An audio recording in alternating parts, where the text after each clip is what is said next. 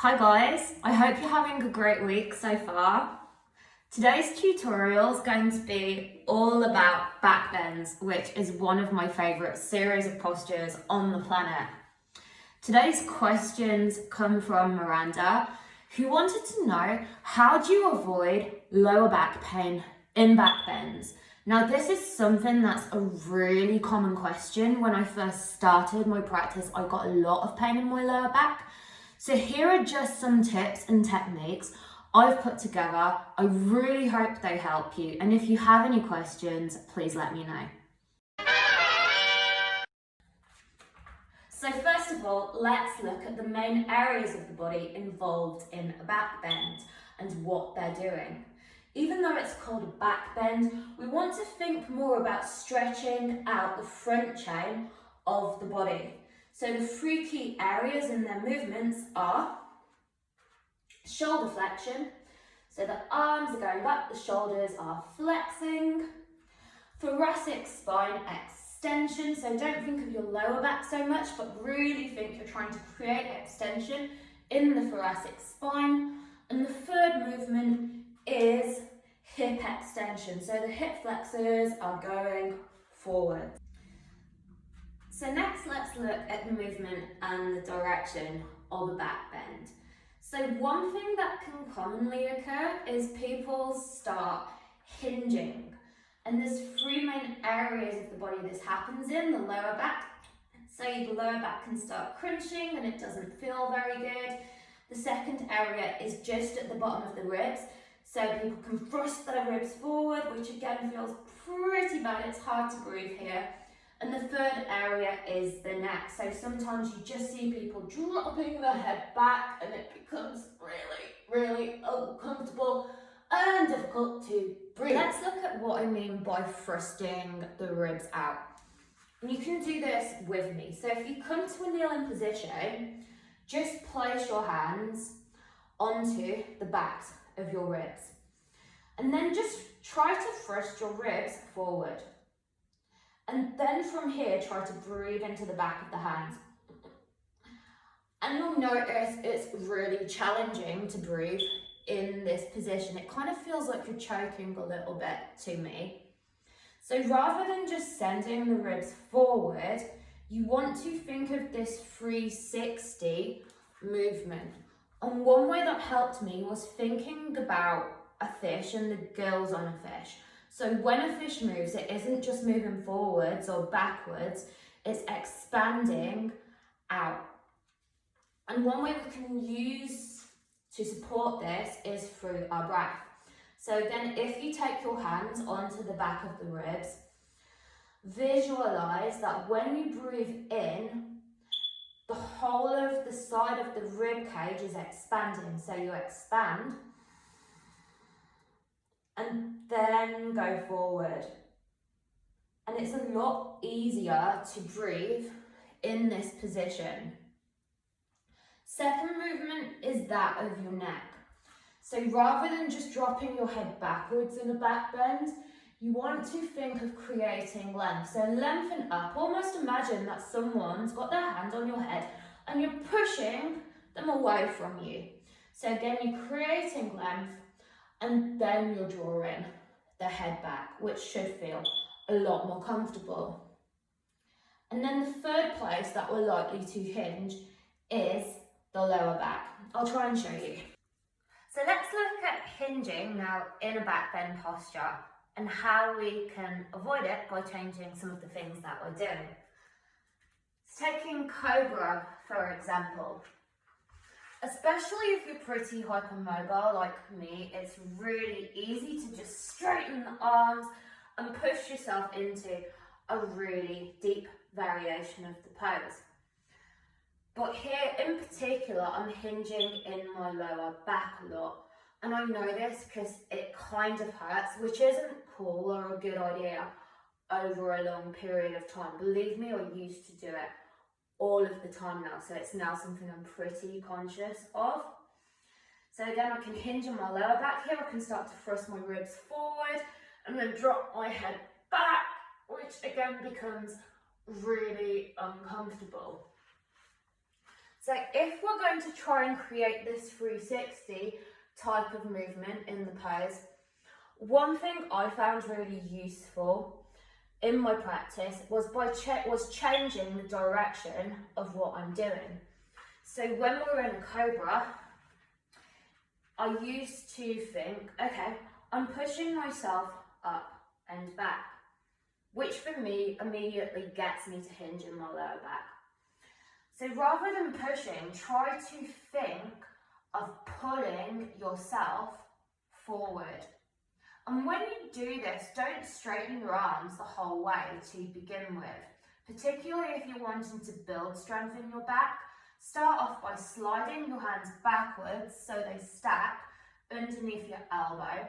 Press actively into the tops of your feet and then start to peel the chest off the ground and visualize you're dragging your hands back towards your hips. You might not go as far in it, but you're coming more from a position of strength.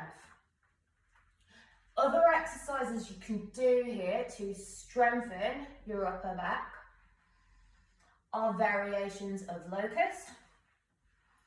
So I could take my arms backwards, my palms facing up, and then think of lifting my feet, lifting my chest, and again sliding myself backwards. So I could practice drills of these, like maybe 10 times, coming up, coming down. You can also use a block and change the exercise slightly.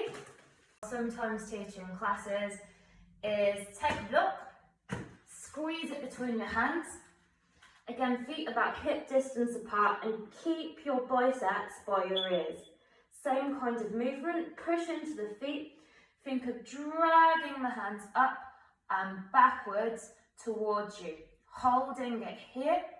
You don't have to go too far. Again, keep actively kicking through the feet and then slowly lowering yourself down. And again, really think of the movement when you're doing this. So as I lift my arms up, I'm visualizing that I'm pulling myself forwards towards the front of the mat. And again, these exercises are way more challenging than the straight armed variation of the pose. Two more points that I'm going to cover. The first one is glutes. So sometimes you'll hear yoga teachers say, and maybe I used to do it too, because a lot of the time you copy what you're taught, was they used to say to me, relax your glutes. Now, whereas you don't want to overly squeeze your butt, because this can tighten your lower back, you don't want to relax your glutes either. One of the glutes' main jobs is to support hip extension. So if my glutes are relaxed, then it's going to be way harder for me to lift myself up off the mat. At the same time though, hip extension is an external rotation. And you don't want to overly externally rotate in a back bend, as if there's too much external rotation, you can again start to feel it in the lower back. So one way you can practice balancing these movements is by using a block and taking it between your thighs. And when you come up into your bridge, thinking of squeezing the thighs in towards one another. As when you squeeze the thighs towards one another, it creates internal rotation, which will help to balance the external rotation of the pose. So again, these are the cues. I'm lying down on my back. From here, I visualize I'm pulling my heels back towards my buttocks, and I'm extending my hip flexors up towards the ceiling as I'm doing this, while squeezing my thighs together. So you can practice with a block. Or another cue that I like is visualize that you're pushing down through the inside of your heels, as this will create the same movement. When you push through the inner heels, it will start to draw the thighs in towards one another, which again is creating more internal rotation. So yes, you do want to activate your glutes and use them to support the hip flexion. But at the same time, when you lift up, visualize yourself pushing through the inside of the heels so the thighs draw in towards one another and the knees don't buckle out.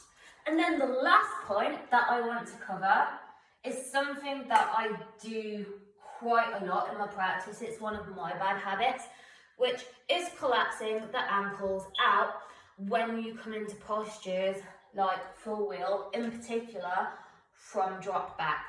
Now, I work with a lot of dancers, and this is also something that I see them doing.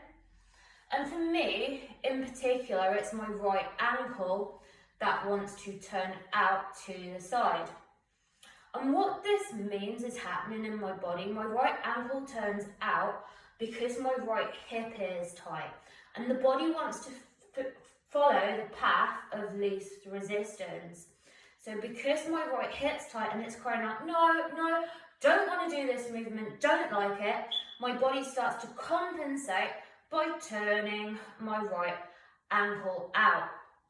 And the reason you don't want your ankles to turn out in a back bend is if you're turning the ankles out to the side, you're not strengthening your hip flexors, which again is partly responsible for the movement of a back bend. And also, it's really not good for your knees. The knees are just designed really to go forward and backwards. So when I'm turning my ankle out and my knees going out to the side, it's not really healthy for my knees. So again, one thing you can do to protect your knees from this is take a block between your ankles, and again think of squeezing the ankles in towards one another, and also think of pushing down through the outer edge of your heel. If you've got a pretty good back bend already, try dropping back from this position. It's really difficult to do a drop back while squeezing your ankles together. So those are some tools and tips. I'll be covering some of the exercises you can do for this in my live class on Saturday, so it'll be like a mini tutorial building together these poses. But if you have any more questions, please just get in touch and let me know. Lots of love, have a beautiful day wherever you are.